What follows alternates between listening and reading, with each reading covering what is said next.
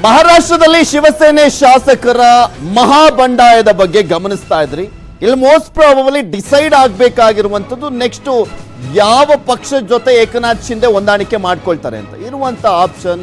ಅವರ ಮನಸ್ಥಿತಿಯನ್ನ ನೋಡೋದಾದ್ರೆ ಬಿಜೆಪಿ ಜೊತೆನೆ ಹೋಗುವಂತ ಎಲ್ಲಾ ಸಾಧ್ಯತೆ ಇದೆ. ಬಿಕಾಸ್ ಇಬ್ಬರು ಬಿಜೆಪಿಯ ಸಿಎಂಗಳು, ಅಸ್ಸಾಂ ಮತ್ತು ಮೇಘಾಲಯದ ಸಿಎಂಗಳು ಈಗ ಏಕನಾಥ್ ಶಿಂದೆ ಅವರು ಇದ್ದಾರಲ್ಲ ರೆಸಾರ್ಟು, ಆ ರೆಸಾರ್ಟ್ ನಲ್ಲಿ ಇದ್ದಾರೆ. ಇದಕ್ಕೆ ಅದೇ ಉತ್ತರ ಅಂತ ಹೇಳಬೇಕಾಗುತ್ತೆ. ಇದ್ರ ಬಗ್ಗೆ ಕಂಪ್ಲೀಟ್ ಆದಂತ ಡೀಟೇಲ್ಸ್ ಅನ್ನ ನೀಡ್ತಾರೆ ನಮ್ಮ ದೆಹಲಿಯ ಪ್ರತಿನಿಧಿ ದಣೇಶ್ ಬೂಕನಕೆರೆ ನಮ್ಮ ಜೊತೆ ನೇರ ಸಂಪರ್ಕದಲ್ಲೇ ಇದ್ದಾರೆ. ದಣೇಶ್, ಗಮನಿಸ್ತಾ ಇದ್ವಿ ಮಹಾಬಂಡಾಯ, ಅದರ ಜೊತೆಗೆ ಏಕನಾಥ್ ಶಿಂದೆ ಅವರ ಜೊತೆ ಗುರ್ಸ್ಕೊಳ್ತಾ ಇರುವಂತ ಶಾಸಕರ ಸಂಖ್ಯೆ ಜಾಸ್ತಿನೇ ಆಗ್ತಾ ಹೋಗ್ತಾ ಇದೆ. ಅಲ್ಲಿ ಬೇರೆ ಇಬ್ಬರು ಬಿಜೆಪಿಯ ಸಿಎಂಗಳಿದ್ದಾವೆ.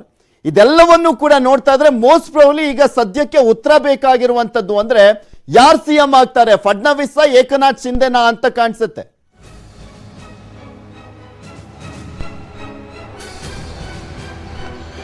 ಪೃಥ್ವಿರಾಜ್, ಆಕ್ಚುಲಿ ನೋಡಿ, ಫಡ್ನವೀಸ್ ಮುಖ್ಯಮಂತ್ರಿ ಆಗ್ತಾರೆ ಅಂತ ಅನ್ನಿಸ್ತಾ ಇದೆ. ಯಾಕೆ ಅಂದ್ರೆ ಹಿಂದೆ 2019ರಲ್ಲಿ ಮಹಾರಾಷ್ಟ್ರ ವಿಧಾನಸಭಾ ಚುನಾವಣೆ ಹೊರಬಿದ್ದಾಗ ಶಿವಸೇನೆಯ ಬೇಡಿಕೆ ಇದ್ದಿದ್ದೇ ಅದು.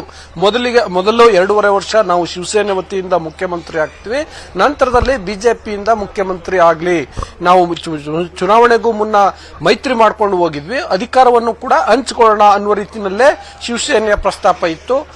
ಆದ್ರೆ ಅತಿ ಹೆಚ್ಚು ಸ್ಥಾನವನ್ನ ನಾವು ಗೆದ್ದಿದ್ದೀವಿ ಅನ್ನೋ ಕಾರಣಕ್ಕೋಸ್ಕರ ಬಿಜೆಪಿ ಅವರಿಗೆ ಮುಖ್ಯಮಂತ್ರಿ ಸ್ಥಾನವನ್ನ ಕೊಟ್ಟಿರಲಿಲ್ಲ. 2019ರಲ್ಲಿ ಮುಖ್ಯಮಂತ್ರಿ ಸ್ಥಾನ ಕೊಡದೇ ಇದ್ದಂತಹ ಬಿಜೆಪಿ ಈಗ ಮುಖ್ಯಮಂತ್ರಿ ಸ್ಥಾನವನ್ನ ಕೊಡುತ್ತಾ ಎನ್ನುವಂತ ಅನುಮಾನ ಇದೆ. ಜೊತೆಗೆ ಈಗ ನೋಡಿ, ಈಗ ಮುಖ್ಯಮಂತ್ರಿ ಸ್ಥಾನವನ್ನ ಶಿವಸೇನೆಗೆ ಬಿಟ್ಕೊಟ್ರು ಅಂತ ಅಂದ್ಕೊಳ್ಳಿ, ಏನು ಈಗ ಮತ್ತೆ 2.5 ವರ್ಷ ಸರ್ಕಾರ ರಚನೆ ಮಾಡಬೇಕಾಗತ್ತೆ, ಆ ನಂತರದಲ್ಲಿ ಚುನಾವಣೆಯನ್ನೇ ಎದುರಿಸಬೇಕಾಗತ್ತೆ. ಸೊ ಅದು ಬಿಜೆಪಿಗೆ ಹಿನ್ನಡೆ ಆಗುವ ಸಾಧ್ಯತೆಗಳಿರ್ತವೆ. ಸೊ ಈಗ ಬಿಜೆಪಿಯೇ ಮುಖ್ಯಮಂತ್ರಿ ಆಗಿದ್ರೆ ಅವರು ಪಕ್ಷದ ಇಮೇಜ್ ಅನ್ನ ವೃದ್ಧಿಸ್ಕೋಬಹುದು. ಮುಖ್ಯಮಂತ್ರಿ ಫಾರ್ ಎಕ್ಸಾಂಪಲ್ ದೇವೇಂದ್ರ ಫಡ್ನವೀಸ್ ಮುಖ್ಯಮಂತ್ರಿ ಅಭ್ಯರ್ಥಿ ಅಂತ ಈಗ ಕೆಲಸ ಮಾಡಿ ಮುಂದಿನ ಮುಖ್ಯಮಂತ್ರಿ ಅಭ್ಯರ್ಥಿ ಅಂತ ಬಿಂಬಿಸ್ಕೊಳ್ಬಹುದು. ಇವೆಲ್ಲವೂ ಆಗ್ತವೆ.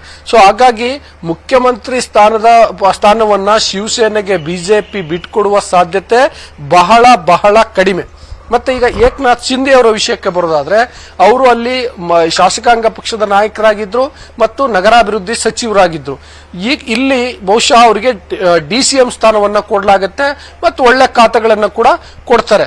ಅದಕ್ಕೆ ಹೊರತಾಗಿ ಏನಾಗುತ್ತೆ, ಈಗ ಒಬ್ಬ ನಾಯಕನಾಗಿ ಹೊರಹೊಮ್ಮಿದ್ದಾರೆ. ನಿನ್ನೆ ಮೊನ್ನೆ ಬಿಟ್ರೆ ನಾವು ಕಳೆದ ಒಂದು ವಾರದಿಂದ ಏಕನಾಥ್ ಶಿಂದೆ ಅವ್ರ ಬಗ್ಗೆ ಮಾತನಾಡ್ತಿತ್ತ ಇಡೀ ದೇಶ. ಇವತ್ತು ಇಡೀ ದೇಶಕ್ಕೆ ಅವರು ಏಕನಾಥ್ ಶಿಂದೆ ಅಂತ ಗೊತ್ತಾಗಿದ್ದಾರೆ. ಅಂದ್ರೆ ಅವ್ರಿಗೊಂದು ನಾಯಕತ್ವವನ್ನ ಬೆಳೆಸ್ಕೊಂಡಂತಾಗತ್ತೆ. ಸೊ ಡಿಸಿಎಂ ಆದ್ರೆ ನಂಬರ್ 1 ಡಿಸಿಎಂ ಆಗ್ತಾರೆ. ನಂಬರ್ 2, ಈಗ ನೋಡಿ, ಮಧ್ಯಾಹ್ನ 41 ಶಾಸಕರಿದ್ರು, ಈಗ ಇನ್ನೂ 5 ಶಾಸಕರು ಅಲ್ಲಿಗೆ ತೆರಳುತ್ತಿದ್ದಾರೆ ಅಂತ ಗೊತ್ತಾಗಿದೆ. 46 ಆಯ್ತು. ಆಕ್ಚುಲಿ 56 ಸ್ಥಾನವನ್ನ ಕಳೆದ ವಿಧಾನಸಭಾ ಚುನಾವಣೆಯಲ್ಲಿ ಶಿವಸೇನೆ ಗೆದ್ದಿತ್ತು, ಓರ್ವರು ತೀರ್ಕೊಂಡಿದ್ರು, ಹಂಗಾಗಿ 55 ಸ್ಥಾನ ಆಗಿತ್ತು. ಈಗ ಆ 55 ಸ್ಥಾನಗಳ ಪೈಕಿ ಏಕನಾಥ್ ಶಿಂದೆ ಪರವಾಗಿನೇ 46 ಶಾಸಕರಿದ್ದಾರೆ.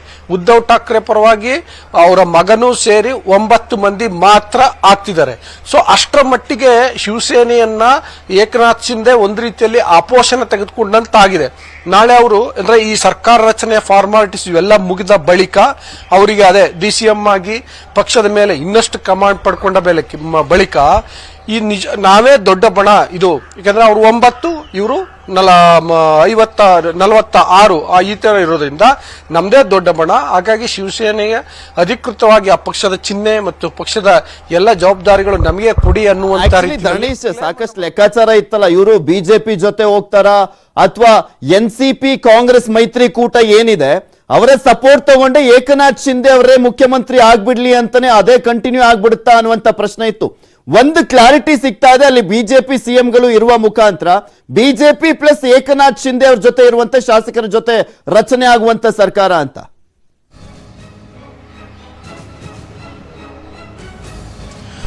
ನೋಡಿ ಪೃಥ್ವಿರಾಜ್, ಕಳೆದ 3 ದಿನಗಳಿಂದ ಶಿವಸೇನೆ ಸ್ಟ್ಯಾಂಡ್ಗಳು ಹೆಂಗೆಲ್ಲ ಬದಲಾಗಿದ್ದಾವೆ ಅಂತ ಹೇಳ್ತೀನಿ ನೋಡಿ. ಮೊದಲನೇ ದಿನ ಹೇಳಿದ್ರು ಇಲ್ಲ, ಏನು ಸಮಸ್ಯೆ ಇಲ್ಲ, ನಾವು ಏಕನಾಥ್ ಶಿಂದೆ ಜೊತೆ ಮಾತನಾಡ್ತಿದೀವಿ, ಮನವೊಲಿಸ್ತೀವಿ, ಅವ್ರು ಬರ್ತಾರೆ, ಸರ್ಕಾರಕ್ಕೆ ಏನು ಧಕ್ಕೆ ಆಗಲ್ಲ, ತೊಂದರೆ ಆಗಲ್ಲ ಅಂದ್ರು. ನೆಕ್ಸ್ಟ್ ಇಲ್ಲ ಏಕನಾಥ್ ಶಿಂದೆ ಅವ್ರಿಗೇ ನೀವೇ ಬನ್ನಿ ಮುಖ್ಯಮಂತ್ರಿಯಾಗಿ, ನೀವು ಈ ಮೈತ್ರಿ ಮುರಿಬೇಡಿ, ಕಾಂಗ್ರೆಸ್ ಎನ್ಸಿಪಿ ಮತ್ತು ಶಿವಸೇನೆಯ ಮೈತ್ರಿ ಮುಂದುವರಿಲಿ, ನೀವು ಬಂದು ಮುಖ್ಯಮಂತ್ರಿ ಆಗ್ಲಿ ಅಂತಂದ್ರು. ಇವತ್ತು ಸಂಜಯ್ ರಾವತ್ ಏನ್ ಹೇಳಿದ್ದಾರೆ, ಇಲ್ಲ ನಾವು ಮೈತ್ರಿ ಕಳ್ಕೊಳ್ತೀವಿ, ನೀವು ಬನ್ನಿ ಶಿವಸೇನೆಗೆ ವಾಪಸ್ ಬನ್ನಿ ಅಂತ. ಆ ಮೈತ್ರಿ ಕಳ್ಕೊತೀವಿ ಅಂದ್ರೆ ಅರ್ಥ ಏನು, ಬಿಜೆಪಿ ಜೊತೆ ಮೈತ್ರಿ ಮಾಡ್ಕೊಳ್ತೀವಿ ಅಂತ. ಸೊ ಹಂಗಾಗಿ ಶಿವಸೇನೆಯ ಸ್ಟ್ಯಾಂಡ್ಗಳು ಈ ರೀತಿಯಾಗಿದ್ದಾವೆ. ಆಕ್ಚುಲಿ ಶಿವಸೇನೆಯ ಇವತ್ತಿನ ಈ ಸ್ಥಿತಿಗೆ ಉದ್ಧವ್ ಠಾಕ್ರೆ ಏನಾಗುತ್ತೆ ಅಂತ ಏಕನಾಥ್ ಶಿಂದೆ ಅವರ ಮೇಲೆನೆ ಕಂಪ್ಲೀಟ್ ಆಗಿ ಎಲ್ಲವೂ ಕೂಡ ಡಿಪೆಂಡ್ ಆಗಿರುವಂತ ಸ್ಪಷ್ಟವಾಗಿ ಗೋಚರ ಆಗ್ತಾ ಇರುವಂತದ್ದು.